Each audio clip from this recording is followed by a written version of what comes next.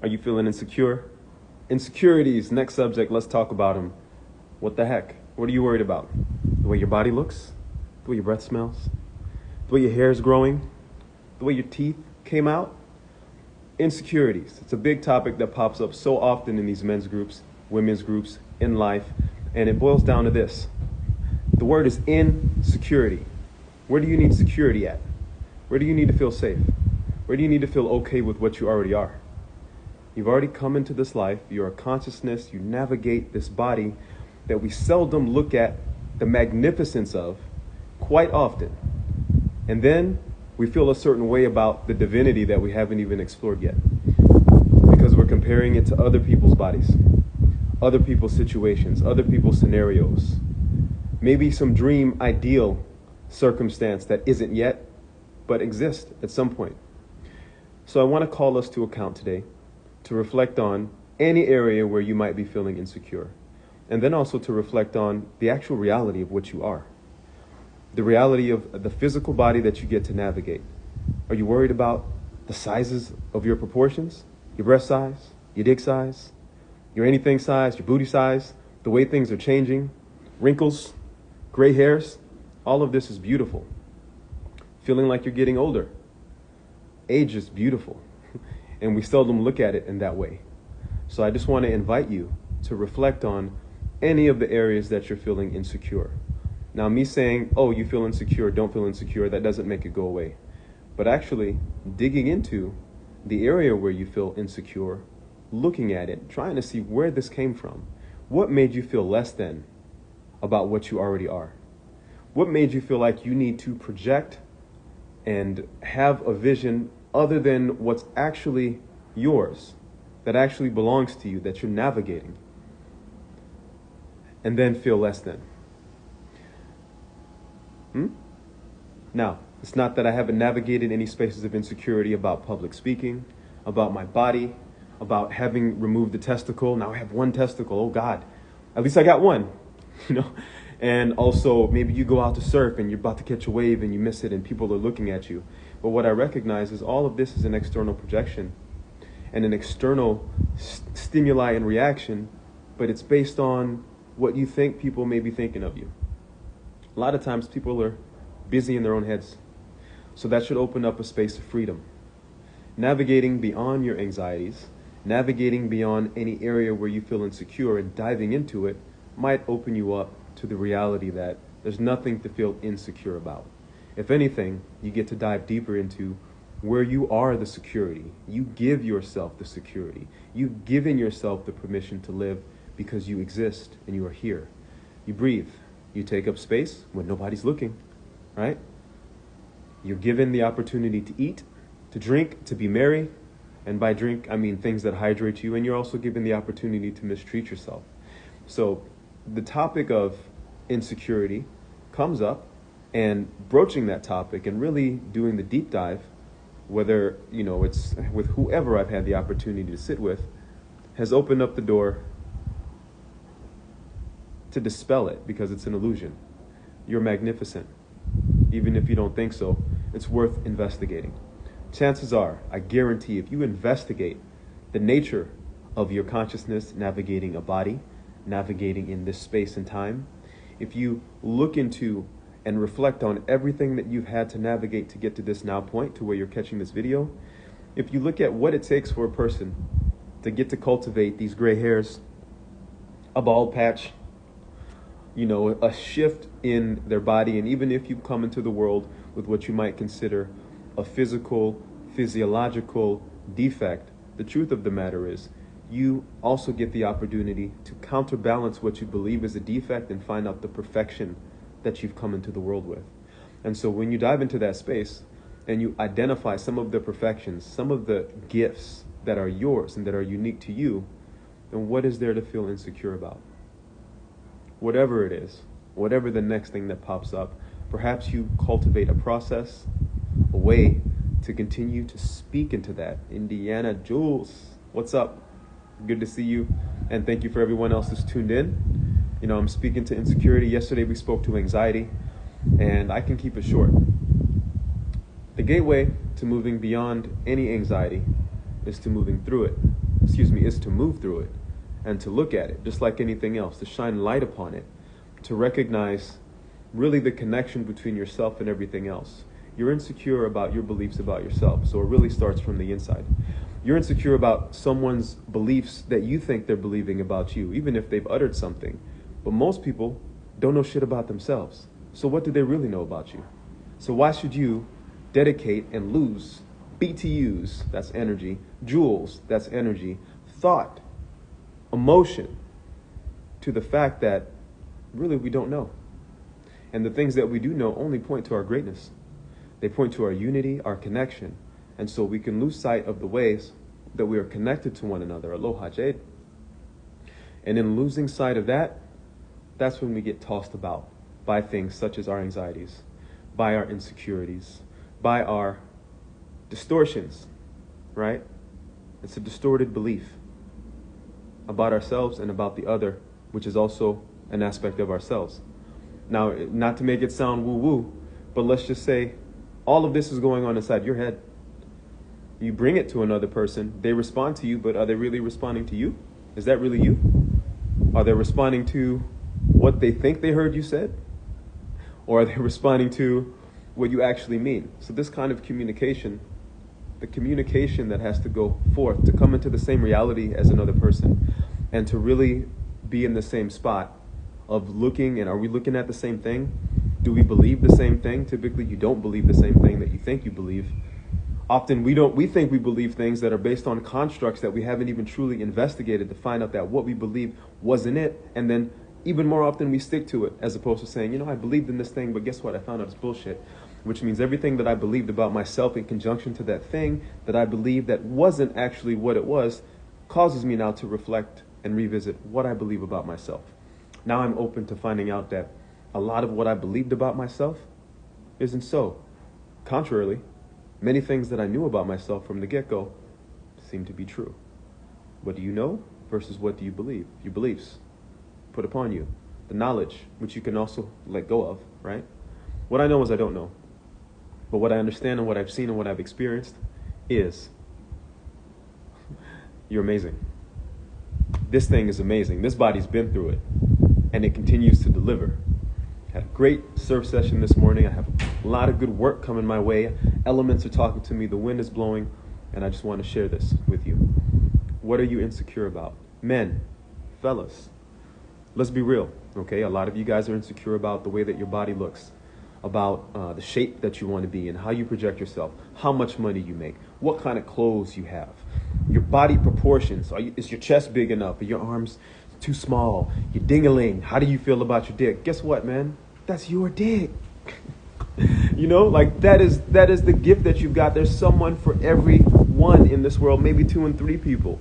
So if you can come into that state of abundance and remembering and give yourself the opportunity to explore that, and just know you're so much more than the physical frame, the avatar, the dipole antenna that you're navigating.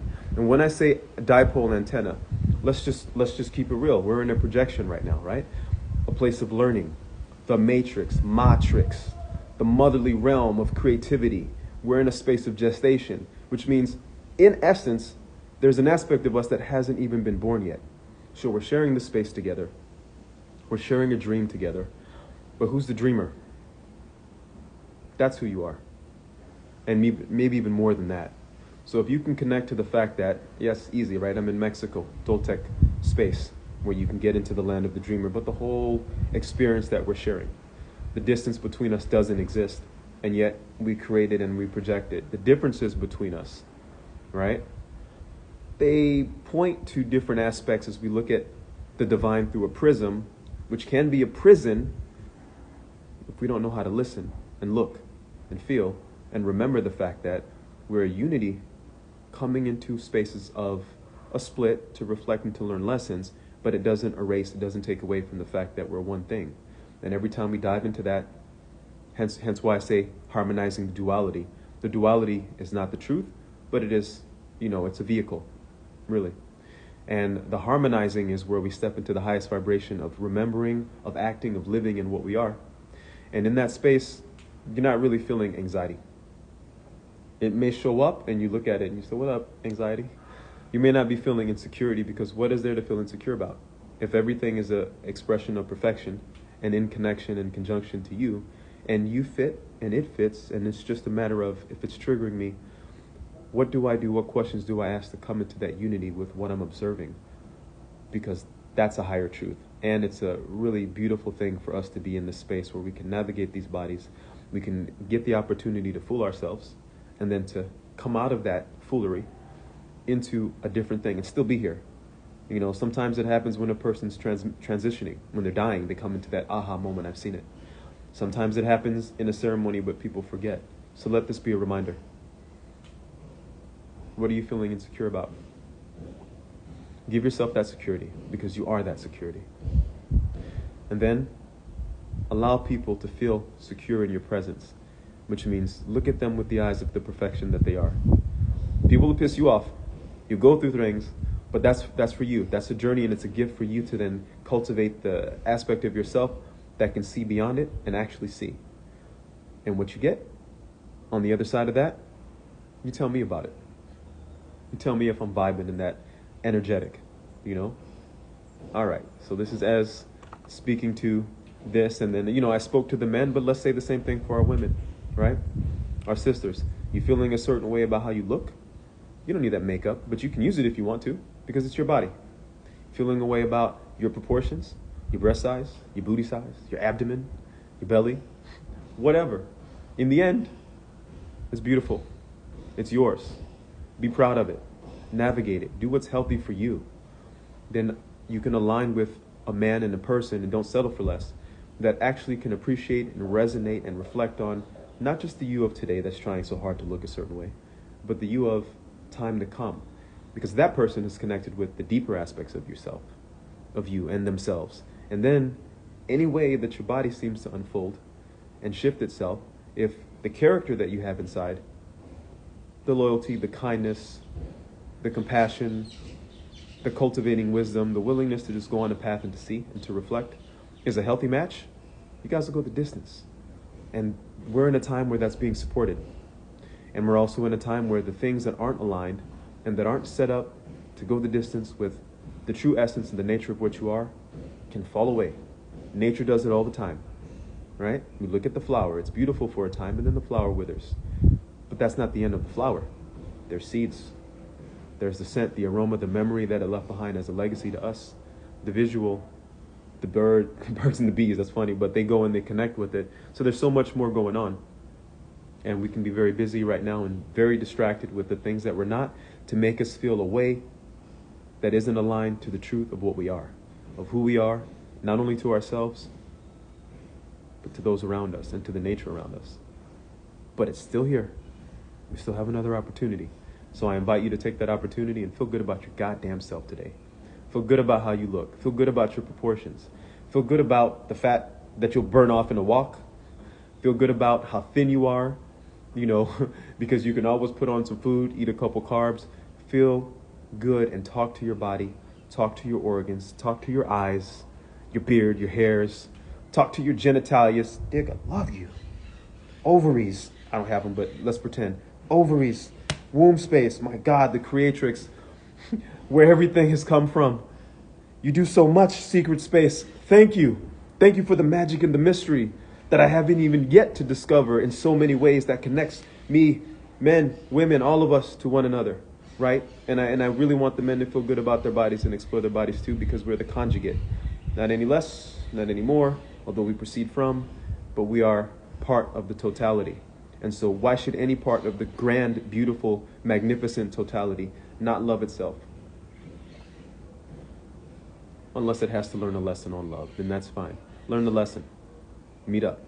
I'm here in Tulum, sending love your way, sending these vibrations on this beautiful Aloha Friday. I shared a little thing in the story earlier. Screaming, releasing that energy, cultivating that mana, right? Giving thanks for what you are, what you've been through, where you've arrived to in this moment, and also where you're going in times to come. All of it is a gift. Take hold of it and be present.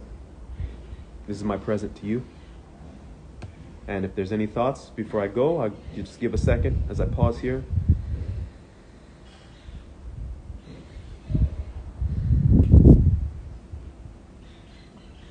And let that be it then.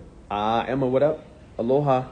So thank you to Weston, Emma.